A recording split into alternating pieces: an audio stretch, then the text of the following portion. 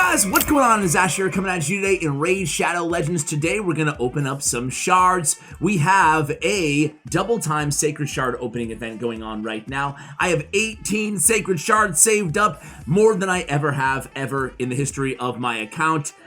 So I'm very excited to go ahead and open them and see who we get. Number one on my wish list is going to be a Duchess. But first, let's go ahead and set the tone of today's video by pulling some ancient shards. I have about 24. Let's at least pull 20. I get a Necro Hunter here, and that looks to be about it in terms of non-rares. Necro Hunter is a Night Revenant champion, has a decreased defense strong version at a 65% chance. On the A1. On the A2, attacks one enemy, 50% chance of attacking all enemies with an extra hit. Meh. And then attacks one enemy, perfect veil on this champion for 2 turns if this attack is critical on a 4 turn. Okay, Necro Hunter, no reason I haven't heard of you, bro. I've heard of him, but no reason I don't remember him. All right, next up we have a bunch more rares, probably.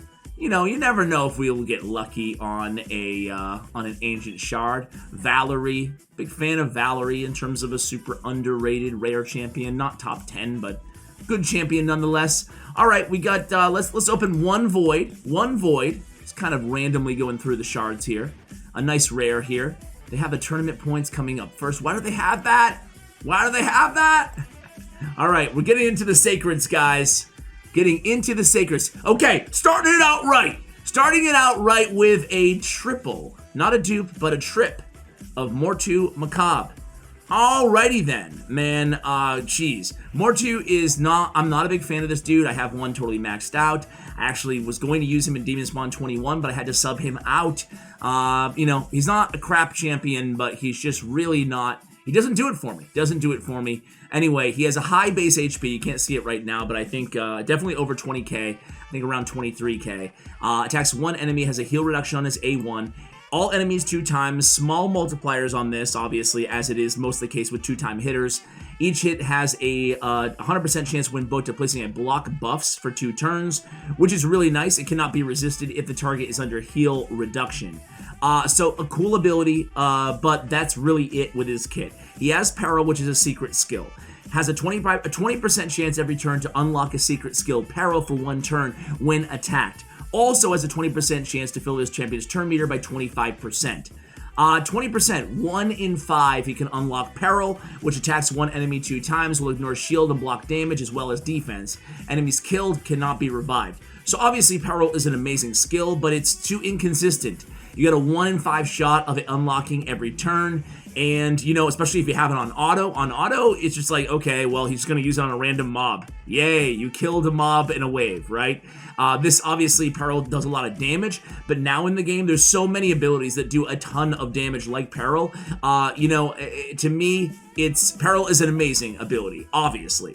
But I would much rather have this. He would be a tremendous arena champion and a good champion overall if it was on a long cooldown, like a 6-turn cooldown or something like that, right?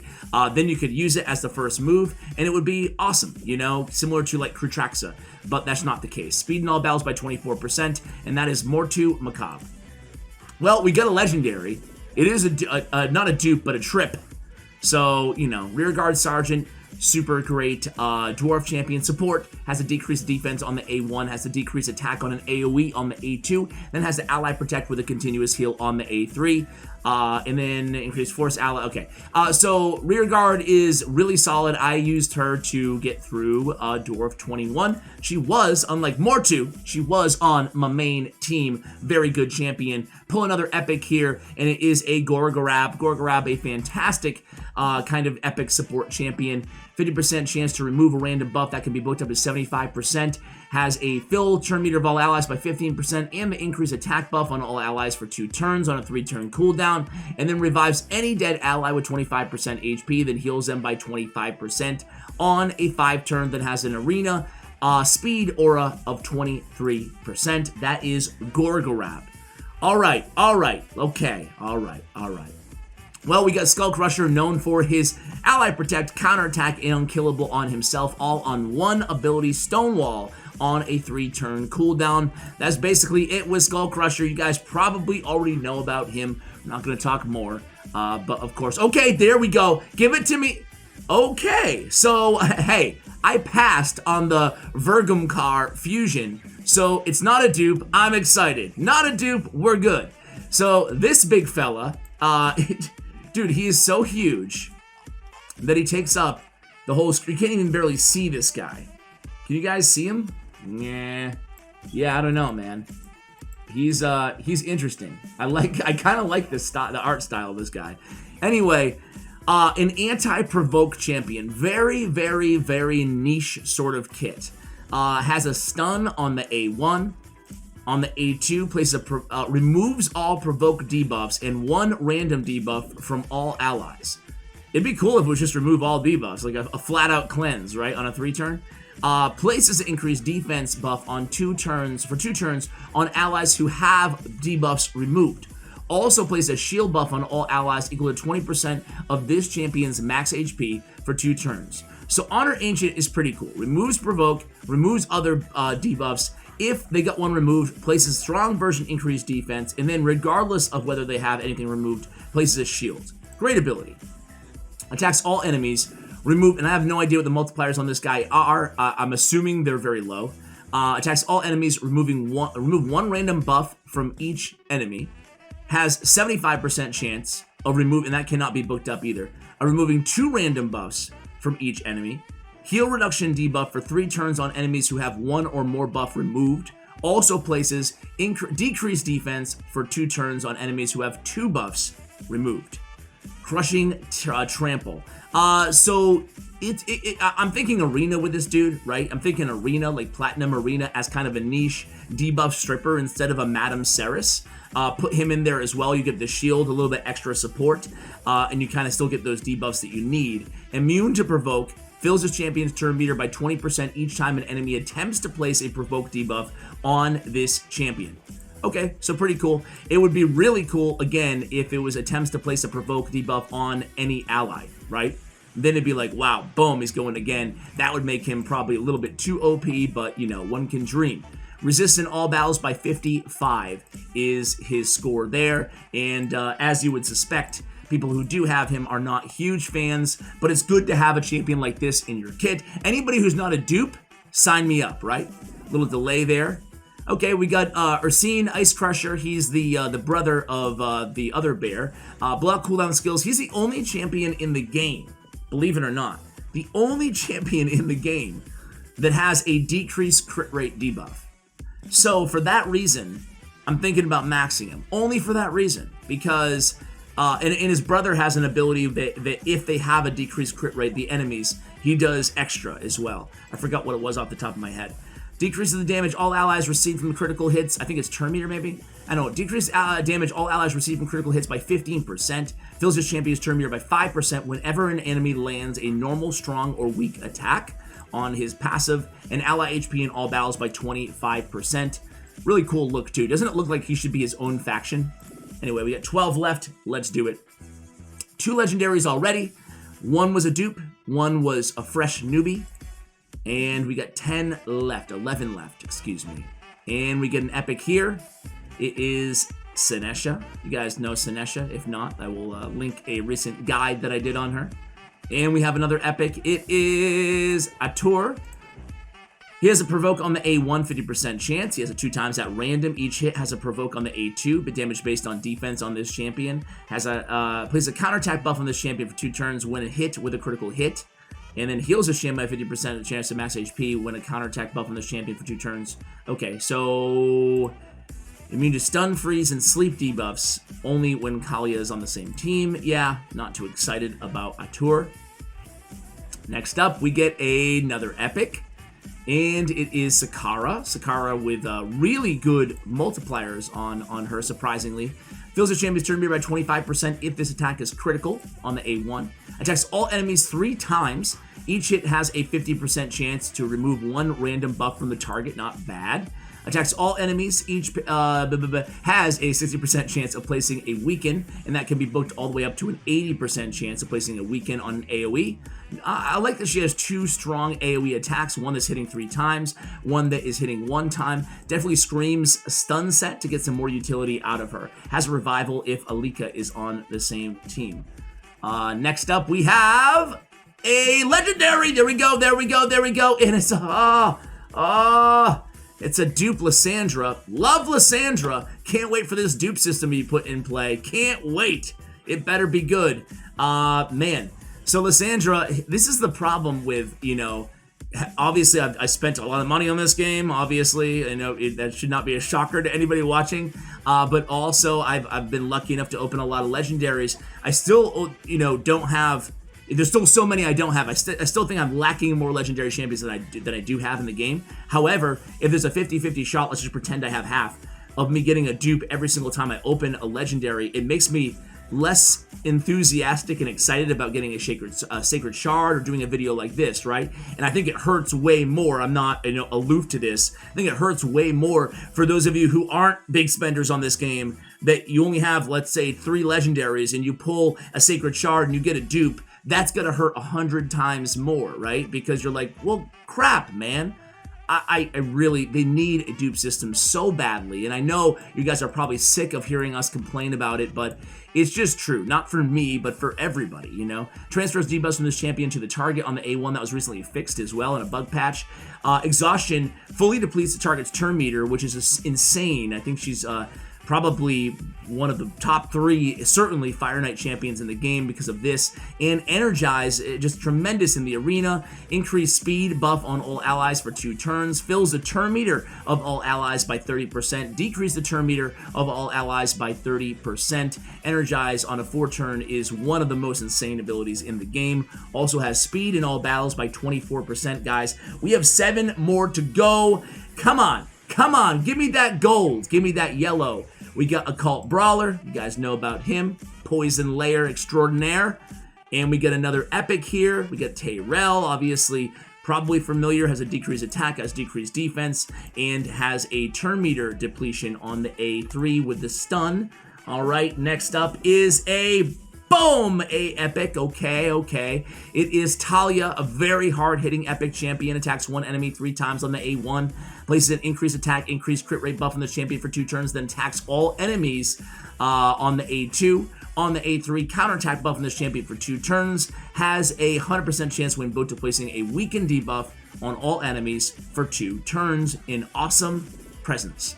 And then we have a crit rate in dungeons by 15%. We have 4 left. Let's get one more Lego.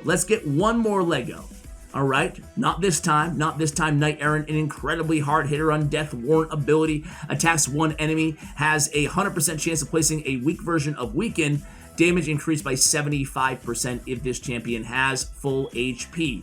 Very, very sick ability. All right, here we go. 3 things left. 3 shards. Jareg has the increased defense and the ally protect on the A2. Great clan boss champion, also has HP in all battles on the aura by 33%, and his passive is nasty. 15% continuous heal buff on an ally for 1 turn whenever they lose 20% of their max HP in 1 hit. Very, very great heal built into his passive on Jareg. All right, we got a couple. Okay, all right, this is no dupes, and Ray. Okay, I don't have her, but now I do. So one of Raid Shadow Legends' best nukers. She has AoE on every attack.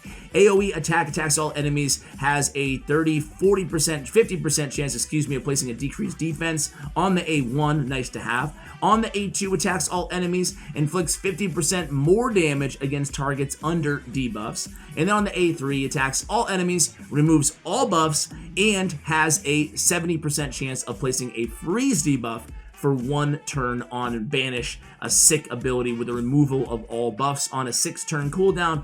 And again, this is on a 7-turn cooldown when not booked, when unbooked. I guess I would love to have the Mortoon Macabre, going back to that again, that ability kind of on the same look as this one, right? I think that would be on peril. Anyway, 1 more left. Let's get 1 more Lego, or not. we'll go ahead and settle with an epic, and it is Kitus. He has a heal reduction on the A1, increased attack on this champion, and then 4 times at random on the A2, and attacks all enemies 2 times. Damage increases according to the amount of HP this champion has lost on bleeding wounds. This is a secret skill and only becomes available when this champion has lost 50% of their HP. Secret skills? Womp womp. This one is at least a little bit more easy to obtain, right? Ally HP in arena battles by 33%. So guys, we're going to go ahead and wrap this video there. We do have a couple ancients. I'll open those. But overall, I cannot complain with this shard opening. I'm actually going to go into the events tab too and claim whatever we got there. Actually, I think I can do the fusion right now. I'm going to do the fragment summon for you guys as well, because we should have enough shards to go ahead and summon. And then after that, we can go ahead and do a guide on him. So let me know which champions that you would like to see a guide on. I assume that most of you guys would prefer me just do it on the Elegaeus, the fusion champion. So let's go ahead and go to, not tournaments. Is it tournaments? Let's see. Champion chase. Okay. So we do get enough. Boom, boom, boom, boom, boom, boom. All right, a couple legendary books too. Level 5 chicken, thank you very much. And here we go, fragment summon. Elegaeus. Boom. All right, so there he goes. We're ending with another one here, guys. Another. That's what, 5 legendaries if you include Elegaeus? Elegaeus or Elegaeus? Gaius. I think it's like Greek, right? Or Roman. Attacks one enemy, has a 25% chance, 35% chance of placing a block cooldown skills debuff for 1 turn. The chance increases by 0.75 for every 1% of HP this champion loses on block cooldown skills. On the A2, Dead Stop. Attacks one enemy, puts the target skills on cooldown, on 3-turn cooldown here. If the enemy team has any duplicates of the target champion, will also put all their skills on cooldown, okay.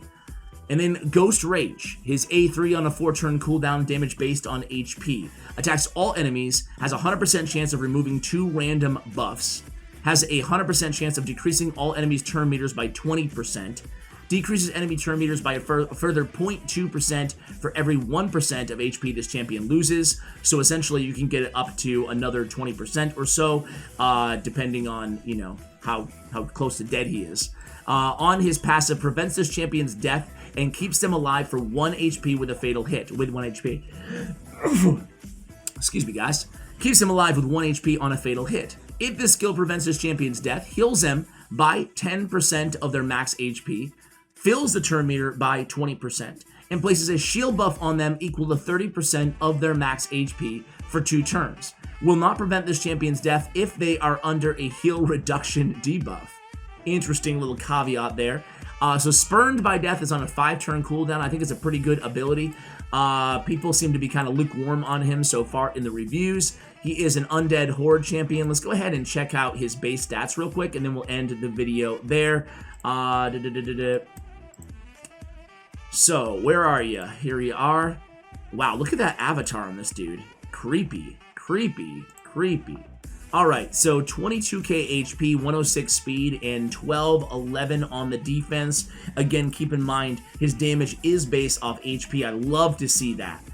So guys, we're going to go ahead and test him out, build him out, and test his multipliers as well. Maybe I'll bring you a guide if you guys would like to see one. I also have a very, very special champion guide coming for you guys pretty soon. I don't want to give away anything in case it falls through, but it should be really, really fun. So stay tuned, subscribe to the channel if you enjoyed the content, guys. Good luck on your Sacred Shard pullings. If you're pulling any, let me know who you got in the comments below. Thank you for watching, and as always, take care, guys.